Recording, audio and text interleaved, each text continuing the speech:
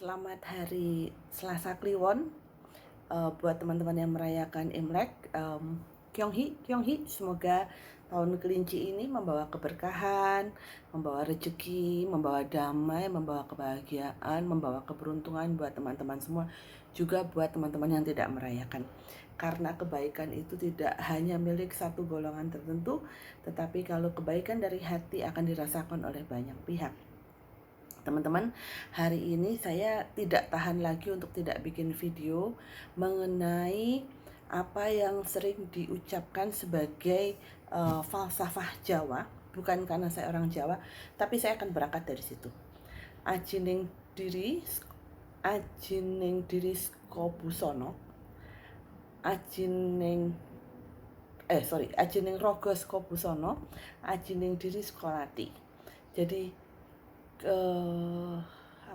harga diri seseorang terlihat dari pakaian dia kenakan dan kepribadian atau tetap juga sebagai kebaikan terlihat dari apa yang dia katakan. Nah, ini menarik. Saya nggak akan bicara tentang busana dulu karena nanti akan masuk dalam video yang lain ya, karena busana berurusan dengan apa yang kita percayai, berurusan dengan kultur, berurusan dengan kenyamanan, berurusan dengan hak asasi gitu ya. Tapi kita akan bicara itu nanti dulu aja karena panjang banget. Tapi hari ini agak menggelitik karena beberapa kali ngobrol sama temen itu mengeluh tentang mengapa laki-laki sekarang tidak bisa menahan bicara yang menunjukkan bahwa mereka adalah gentleman. Video-video saya selalu mengatakan hal tentang parenting dan ini menjadi koreksi buat perempuan. Betul, pelakunya adalah laki-laki, tetapi koreksi buat perempuan. Mengapa demikian? Begini, ini hasil kontemplasi saya. Eyang kakung saya adalah laki-laki yang tidak banyak bicara,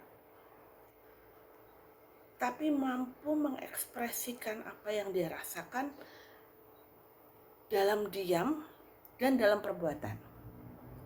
So, kami semua amat menghargai Eyang, memahami apa yang Eyang pikirkan. Tidak mungkin dalam kondisi instan. Sekarang kita serba nggak sabar ya, kita maunya apa-apa instan. Makanya ada handphone, karena orang kalau nggak cepet rasanya gemes pengen tahu. Orang rasanya pengen ngerti secara gamblang maksudmu apa gitu. Tapi ternyata butuh ketenangan batin untuk memahami jalan pikiran seseorang. Jadi dulu bapak saya pernah ngomong sama adik saya paling kecil, harusnya bapak tuh nggak usah ngomong, kamu udah paham. Buat kaum millennials ke atas, ke bawah, itu membingungkan karena kalau ngomong harus gamblang. Dan adikku bilang, lah bapak kalau nggak jelas aku ya nggak bisa ngomong. Itu nggak bisa sih diterapkan mentah-mentah kayak gitu, karena sekarang memang banyak sekali ilmu makin berkembang sehingga pemahaman orang tidak sesederhana dulu, sehingga kalau ngomong mesti jelas maksudnya apa.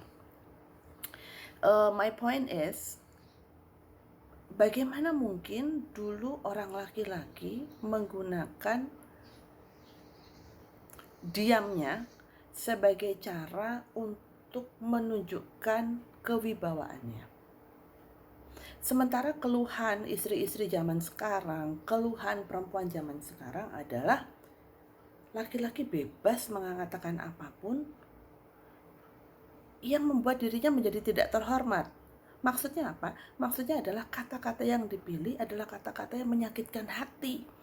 Bagaimana mungkin generasi itu berubah dari sebuah kewibawaan dalam diam menjadi menunjukkan kelemahan diri karena bicara tidak diatur. Nah, ini kesalahannya di mana? Kita jangan bicara tentang masalah tanpa melihat solusi ya. Lagi-lagi saya bicara, dulu itu laki-laki dianggap sebagai tujuan dari lahirnya anak dan tujuan dari sebuah perkawinan. Sebab di zaman dulu kalau nggak punya anak laki-laki dianggap belum punya anak, karena nggak ada gunanya, karena sebagai penerus. Efek buruknya adalah anak laki-laki dijadikan emas tanpa menempa dia menjadi emas. Jadi hanya dilumuri emas saja, tapi dia bukan emas. Maksudnya apa? Untuk menjadi logam yang mulia, untuk menjadi logam yang hebat, itu harus dibakar dan dibentuk ulang, dan itu sakit. Ibu-ibu zaman, aduh nggak tahu, peradaban itu mulai berubah, merasa udahlah yang penting gue dapat anak laki-laki, diempok-empok sehingga hanya seperti besi lemah tetapi ditutupin emas, judulnya laki-laki tapi dalamnya lemah. Bentuk kelemahannya apa? Adalah tidak mampu menahan emosi, tidak bisa mengontrol emosi, akhirnya mengeluarkan kata-kata apa yang nyaman tanpa ingat bahwa itu adalah mempermalukan diri sendiri. Sebenarnya kalau kita tahu mengapa orang bicara atau mengapa orang marah, ya intinya dulu itu, karena kata-kata kasar kan wujud dari sebuah kemarahan. Satu, inti dari semua kemarahan adalah rasa takut. Berarti orang tua, terutama ibu, tidak mampu mendidik anak laki-laki menjadi anak pemberani. Sebab kalau dia pemberani, dia tidak akan ketakutan. Wujudnya adalah marah-marah, yang bentuknya adalah ngomong seenak-enaknya mulut. Koreksi buat perempuan. Kalau anak laki dididik menjadi anak yang pemberani, dia nggak akan ngomong kayak begitu, karena dia bukan jadi orang penakut. Bener, contohnya binatang. Binatang itu, landak itu lembut di dalam, sehingga caranya gimana menunjukkan bahwa dia berani, dia akan keluarkan duri-durinya itu. Ya, kedua, banyak perempuan tidak cukup peaceful, damai dengan dirinya, sehingga menghasilkan anak-anak yang tidak damai. Anak-anak tidak damai itu mengumpulkan sampah-sampah di dalam dirinya. Mana ada tong sampah yang isinya penuh dengan sampah, baunya wangi. Kata-kata buruk adalah sampah yang keluar. Kalau orang dalamnya wangi, nggak mungkin mengeluarkan sesuatu yang bau. Di video saya sebelumnya, ibu adalah printer, anak adalah print out. Kalau ibunya tidak menghargai dirinya sendiri, ibunya tidak bangga dan tahu tentang harga dirinya, ibunya mengumpulkan sampah. Sampah itu yang dikeluarkan, diberikan kepada anak-anaknya, sehingga anak laki-lakinya penuh dengan sampah. Sehingga yang keluar adalah sampah. 3, bapak-bapak tidak mengajarkan anak-anak bagaimana menjadi gentleman. Gentleman itu artinya anak laki itu senang gelut, senang berantem. Fine, gelut, berantem, tapi pantang kasar dengan perempuan. Kalau kita nonton wayang, ya, bedakan. Pernah ada satu kejadian Dewi Drupadi dipermalukan oleh Kurawa. Dia mau ditelanjangi karena dianggap sebagai perempuan, sebagai barang untuk dilecehkan. Dia minta tolong kepada Kresna, dan Kresna mendoakan dia sehingga kain itu ketika dibuka itu kain, tapi dia nggak bisa telanjang. Itu kelakuan Kurawa, menjadikan perempuan sebagai objek, lalu mempermalukan.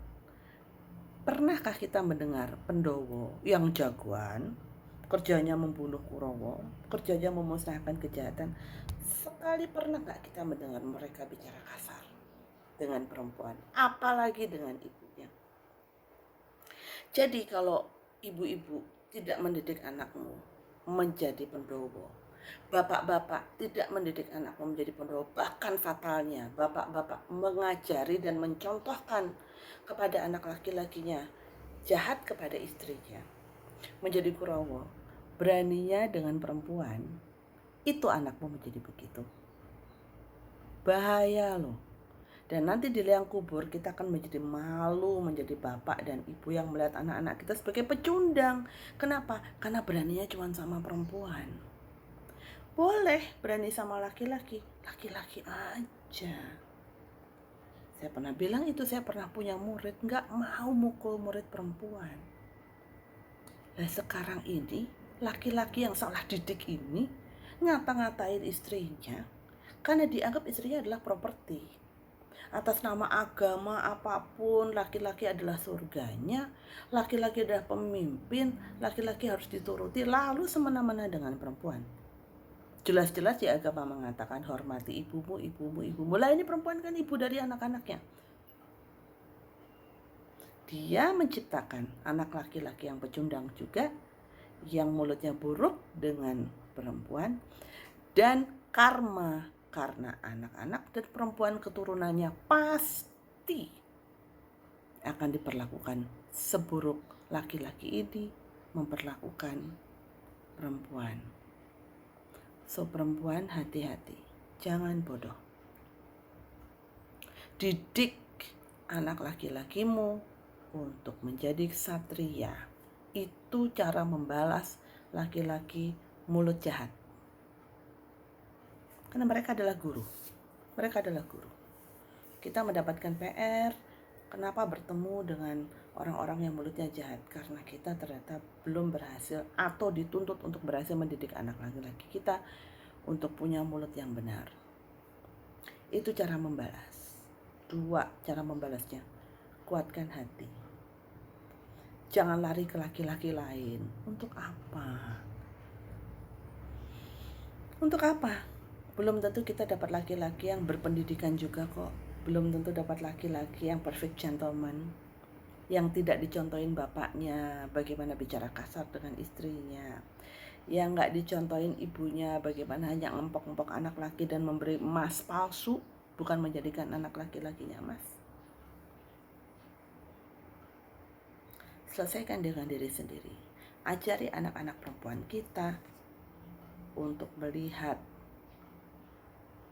masalah ini sebagai pelajaran, karena anak perempuan kita akan mendidik anak laki-lakinya kelak untuk tidak kehilangan harga diri karena mulutnya sampah.